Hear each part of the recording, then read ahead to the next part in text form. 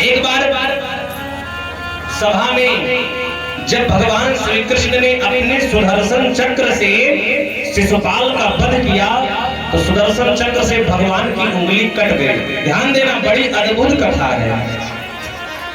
भगवान की उंगली कट गई, उससे खून निकलने लगा। जितनी पटरानियां थी, रानियां थी, सब घबरा गई कि अरे शोक सत्यभामा की ओर रुक्मणी रोई धाय और बांधन को पट खोजती पटरानी अकुलाए।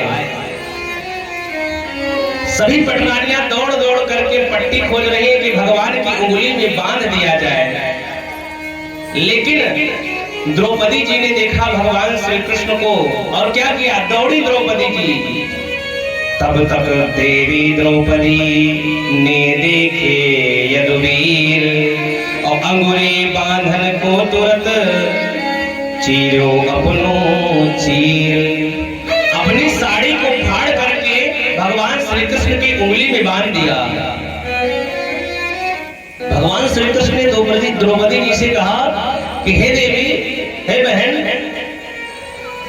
मेरे सामने इस समय मेरी 16,108 पत्नियां खड़ी हैं। ध्यान देना, कितनी? 16,108 पत्नियां खड़ी हैं और सब पट्टी ढूंढ रही है घर में जाकर के। और तुमने इतनी कीमती साड़ी फाड़ करके मेरे हाथों में बांध दिया। भाई किसी की एक पत्नी होती है, भगवान की 16,108 पत्नियां हैं। भगवान ने कहा कि एक ने भी अपनी साड़ी नहीं फाड़ी और बहन तुमने अपनी साड़ी फाड़कर मेरे हाथों में बांध दिया। द्रौपदी जी का भाव क्या है? जिस दिन हमारा भाव ऐसा हो गया, भगवान सच में दर्शन दे देंगे। द्रौपदी जी ने कहा कि प्यारे घनश्याम, यदि काम आवे आपके तो काढ़ दूं नसों को, ये तो रेशम के धागे हैं। द्रौपदी जी कहती है कि अगर आपके काम आवे तो मैं अपने नसों को भी निकाल करके आपके शरीर में लगा दूंगा। प्यारे घनश्याम, यदि काम आवे आपके तो काढ़ दूं नसों को, ये तो रेशम के धागे हैं। और धागों का कौन मोल करे, न दुल्हन के जोड़े हैं न दुल्हा के पागे हैं। द्रौपदी जी ने कहा ये धागे कोई बहुत अमूल्य थोड़ी है। भगवान श्री कृष्ण ने कहा कि फिर भी देवी, तुमने इतनी अमूल्य साड़ी, अपनी इतनी महंगी साड़ी आपने फाड़ दिया। द्रौपदी जी ने कहा कि मैंने ये साड़ी अपनी नहीं फाड़ी। क्या भाव है? द्रौपदी जी ने कहा कि मैंने अपने आप से ये साड़ी नहीं फाड़ी। भगवान श्री कृष्ण ने कहा कि ऐसे क्यों कह रहे हो, मैंने तो देखा। भगवान ने कहा कि मैंने देखा है। द्रौपदी जी ने कहा कि प्रभु, मैंने नहीं फाड़ो चीर और पीर देख कर अधीर हो। द्रौपदी जी ने क्या कहा? मैंने नहीं फाड़ो चीर, पीर देख कर अधीर हो। धागे ही नाथ स्वयं चीर छोड़ भागे। अब वो धागे है अभागे जो बढ़े नहीं आगे, भाग उन्हीं के जागे हैं जो अंगुली में लागे हैं। द्रौपदी जी ने कहा ये धागे उतने ही भाग्यशाली हैं। वैसे तो इतनी साड़ी थी, लेकिन उन धागों का भाग्य था जो फाड़ करके आपके उंगली में लग गए हैं। धन्य है वो धागे। ये अद्भुत भाव है। भगवान श्री कृष्ण ने क्या किया? 4 अंगुल की साड़ी मात्र द्रौपदी जी ने फाड़ी थी, लेकिन जब द्रौपदी जी का चीर हरण होने लगा, दुशासन ने साड़ी खींचना प्रारंभ किया, तो भगवान ने क्या किया? साड़ियों का ढेर लगा दिया। मात्र 4 अंगुल की साड़ी को द्रौपदी जी ने दिया था, लेकिन भगवान ने क्या किया? द्रौपदी जी ने कहा कि दुशासन जितना बल है तुम्हारे, तुम लगा लो। हमारे 5 पति यहाँ खड़े हैं, हमारे ससुर खड़े हैं, हमारे ससुर खड़े हैं, सास खड़ी है, 3-3, 4-4 पीढ़ी के लोग खड़े हैं। मेरी कोई रक्षा करने वाला नहीं है, लेकिन ये विश्वास है कि मेरा भाई मेरी रक्षा अवश्य करेगा। द्रौपदी जी ने कहा, खींच दुशासन जोर लगाई के और ढेर हमार जबू सुन पई है। क्या कहा द्रौपदी जी ने कि तुम्हारी इतनी औकात नहीं कि तुम मेरी इज्जत को तार-तार कर सको। मेरे पति मेरे काम आए या ना आए, लेकिन मेरा भाई मुझे बचाने अवश्य आएगा। और डंके के चोट पे कहा, द्रौपदी जी ने कहा, खींच दुशासन जोर लगाई के और ढेर हमारे जबू सुन पई है।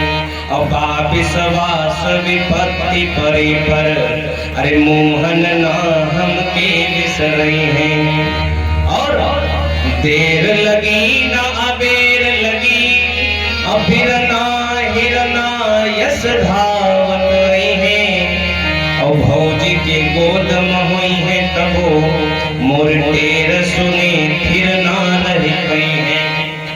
द्रौपदी जी ने कहा, दुशासन जितनी ताकत है लगा लो, भगवान कहीं भी होंगी मैं पुकारूंगी, मेरा भाई वो सांवरा अवश्य मुझे बचाने के लिए आएगा। और धन्य है द्रौपदी जी, आज भगवान को बुलाया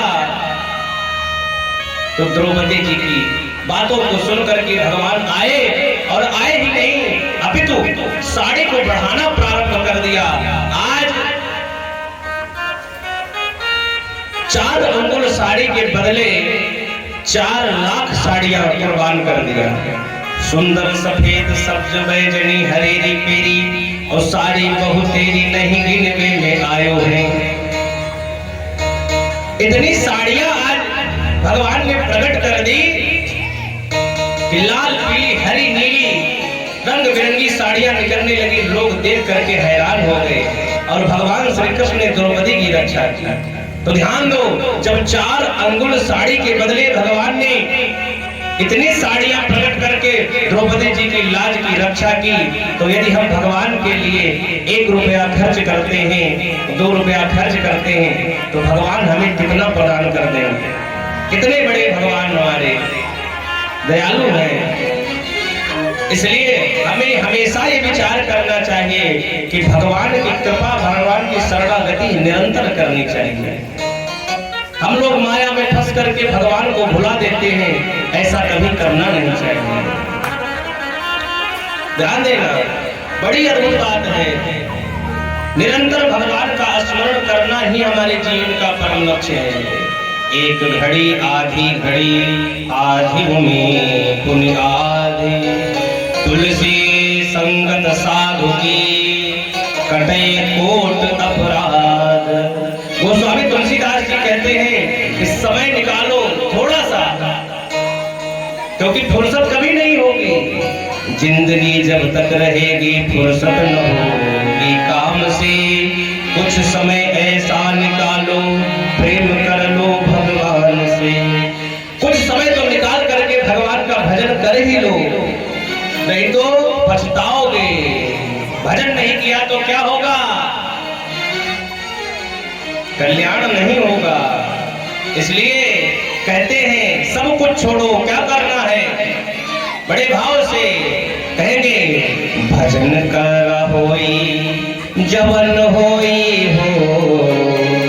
क्या करना है? सब छोड़ करके भाव से भजन कर होई जवन होई हो। जगतिया में कोई नहीं अपना, भजन कर होई जवन होई हो। जगतिया में कोई नहीं अपना, भजन कर होई जवन होई हो। जगतिया में कोई नहीं अपना, भजन कर होई जवन होई। तालियों के से आगे कोई नहीं अपना, भजन कर होई जवन होई हो। भजन कर होई जवन होई हो। और शरण जावा होई जवन होई हो।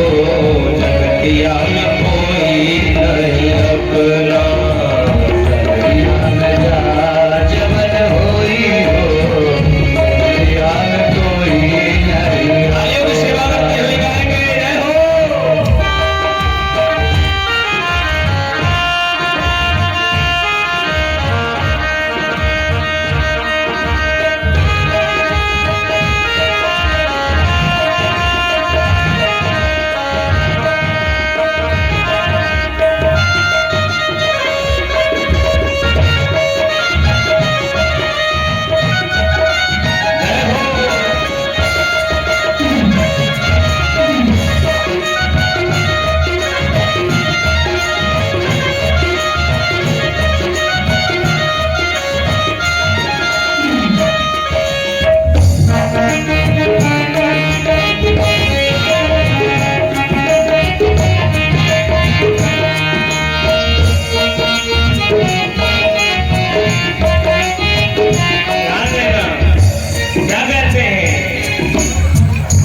भोले बाबा हमारे भगवान शिव निरंतर भगवान के नामों का जप करते रहते हैं और पार्वती जी से कहते हैं, हाँ उमा कहूँ मैं अनुभव अपना, उमा कहूँ मैं अनुभव अपना, हाँ उमा कहूँ मैं अनुभव अपना,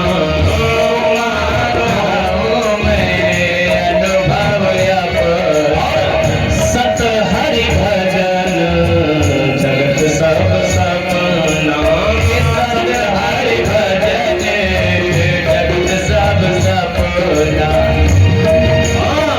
भजन कर होई जवन होई हो, जगतिया में कोई नहीं अपना, भजन कर होई जवन होई हो, जगतिया में कोई नहीं अपना, भजन कर होई जवन होई हो, जगतिया में कोई नहीं अपना, भजन कर होई जवन होई हो, जगतिया में कोई नहीं अपना। आइए सेवा करते गाएंगे।